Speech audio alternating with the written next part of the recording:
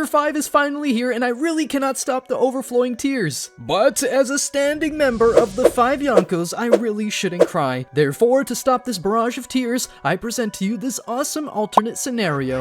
What if Luffy fought the upper demons of the Demon Slayer universe? Will he one-shot the whole verse, or is he quickly going to get himself in a whole lot of trouble like usual? Let's find out! We definitely know that Gear 5 Luffy can one-shot the whole Demon Slayer verse, but only the decades-long fans know that my guy isn't going full power from the first bout. So, where will a base Luffy stand in terms of power, only using the rubbery properties of his body? Yeah, I know that's a bit lame, but bear with me, as the demons might turn out to be tough opponents for Luffy, as he's obviously oblivious when it comes to grasping and following plans. And before we discuss the scenario further, I rank the upper moons as follows in terms of strength. Also, for the sake of simplicity, let's go by One Piece rules here and give Luffy a hypothetical victory if he's deemed strong enough to knock them out once. No beheadings are required. Now, a base Luffy pitted against the weakest upper moon, which is our fishy schizophrenic, in my opinion, would really not perform well. Although considerably, Luffy's attack power in his base form is formidable in its own right,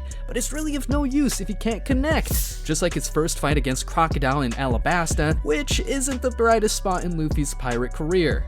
And if Gyoko decides to transform into his final state and somehow manages to touch Luffy, he's going to turn him into the very meat he loves, only a bit aquatic. And trust me, Luffy will touch the snarly demon, because come on, do I even need to give an explanation? He's Luffy. He has done an ocean's worth of dumb stuff in just the first 100 episodes. And the situation gets worse the farther we climb the ladder of demons. Gyutaro is going to poison Luffy just like Magellan, with Bonchan nowhere in sight to save him this time around. Passing on the torch to the upper 4, Hantengu's going to 4-way tackle Luffy straight to the underworld. After all this, do I even need to further explain the bout with the 3 strongest demons? I guess not. But what about Gear 2? Well, things get pretty interesting here, as Luffy's chances of overpowering the upper demons have just risen exponentially. Gear 2 provides Luffy with an immense power boost and an even greater speed boost. Using the powers of Gear 2, Luffy is going to bury Gyoko in his own nasty pot.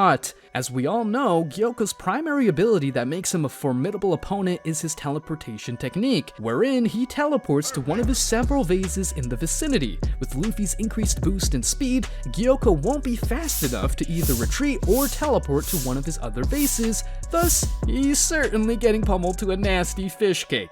With Luffy moving up the ladder and facing Gyutaro next, without Daki of course. Why, you ask? Well, because I don't like that floozy. Anyways, Luffy is definitely going to outpace the sister complex-ridden Gyutaro. But wait, by that definition, Tanjiro is a Siscon as well. Oh, never mind. In any case, if Luffy manages to avoid Gyoko's poison blades, he's going to beat the living shit out of the handsome hunk, leaving no room for a single counterattack. With our Gomu Ningen defeating 2 of Muzan's lackeys, how will he fare against the 3rd? The battle with Hantengu and Gear 2 Luffy will be a neck-to-neck battle. Given the battle IQ of our dearest Mugiwara, and his unsurmountable speed, he's going to flatten all the clones of Hantengu. However, he's not going to win this one because, without observation haki or any sensory ability, he's not going to catch the little Hantengu running circles around him. But Hantengu is not the only demon waiting for his turn, as the upper 3 have arrived. Next, Gear 2 Luffy would face quite an unnerving threat in the form of Akaza, the battle-hungry demon who thrives in conflict and hunts down powerful foes as his basic form of amusement. After successfully mowing down 3 demons with his Gatling gun, Luffy's Gear 2 will reach a sudden speed breaker.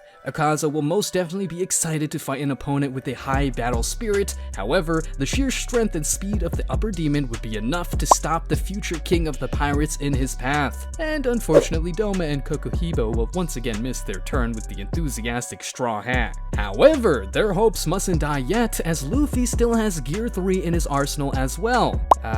Who am I kidding? An inflated piece of bone isn't gonna do much in Luffy's favor. The use of Gear 3 severely decreases the speed of Luffy, and in the world of Demon Slayer, the slightest difference in the agility of a character can decide whether he's living or 6 feet under the ground. So I'm not even going to bother with this one and give the win to the demons here. But thankfully, this isn't his all, as Luffy's going to bounce back pretty quick, and I mean literally, using Gear 4's first form, Bound Man. Combining the speed of Gear 2 and a modified inflation of his muscles under the armament Haki, Luffy is going to make the basketball-headed Akaza sorry really quick. And even if Akaza somehow escapes the wrath of the Bound Man, there's always the versatility of the Snake Man behind him to compensate for in a fight. What all this jibby-jabby gibberish means is that Akaza isn't seeing the light of day. Not that he could actually see it, because, you know, he's a demon, he'll literally disintegrate. However, to avenge his best friend's death, Doma is going to step up and face Luffy in an epic showdown of nuisance and irritation. Any takers? God, I hate my jokes. Anyway, Doma might be a bit difficult to fight with for Luffy initially due to the demon being somewhat of a Logia Devil Fruit user, much like Aokiji in One Piece, but considering that Luffy has now mastered Haki, and that his armament enforced skin is going to protect him from almost each of Doma's icy attacks, Luffy should come out on top in a climactic fight. However, if it were not for Luffy's armament Haki, he would have been turned into a popsicle by Doma, much like how Aokiji did during the end of the Long Ring Island arc. But Doma wasn't the only demon itching for a fight, as the enigma and sole edgelord of the series, Kokushibo is here himself. Now, I have spent several hours watching both the anime and reading their respective mangas. However, it's very difficult to keep both fandoms satisfied with what the outcome of this result will be. But I would like to give the winning trophy of this bout to the edgelord Kokushibo himself. But wait a second. Don't dislike the video, find my house and burn me on a cross. At least, let me plead my case. Going by the fighting system of the One Piece world and comparing the strengths of both Kokushibo and Luffy, Kokushibo would prove to be a tough nut to crack because of the following 3 reasons. 1. The edgelord is one of the longest living demons and has tons of experience, which means a high battle IQ, and that is only because he is subscribed to the channel, and so should you.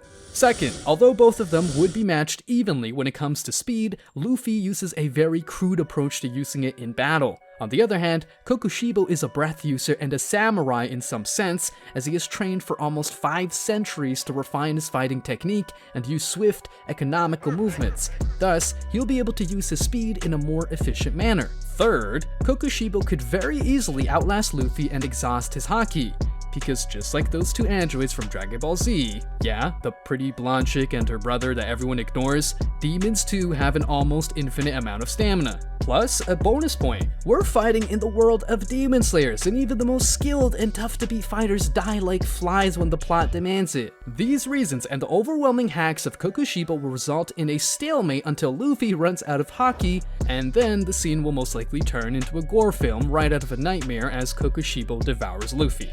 But, I won't let you off with this upsetting ending, my good sirs and madams, as Luffy is yet to display his most OP, absolutely fantastic, magnificent, mind-blowing, I ran out of words, ability yet that would definitely hang the servers of Crunchyroll for the millionth time this year. Huh? Why don't these dudes just invest a bit in some new cloud shit or whatever? Okay, enough blabbering. Ladies and gentlemen, presenting to you, Luffy aka Sun God Nika aka Luffy Gear 5.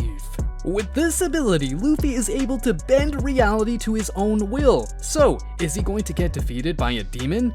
Heck no! My boy is Sun Wukonging the Demon Slayer verse into absolute oblivion with his Batarang gun, and there's no stopping it. With the awakened Hito no Mi model Nika, Luffy's power is now only limited by his imagination, which exactly represents the young pirate's worldview. A world where he is free to do whatever he pleases, a world where he's able to bring a smile to the gloomiest of faces. Truly amazing. Drop a like if you agree with my assessment, if not, comment what you would change. Until then, see ya!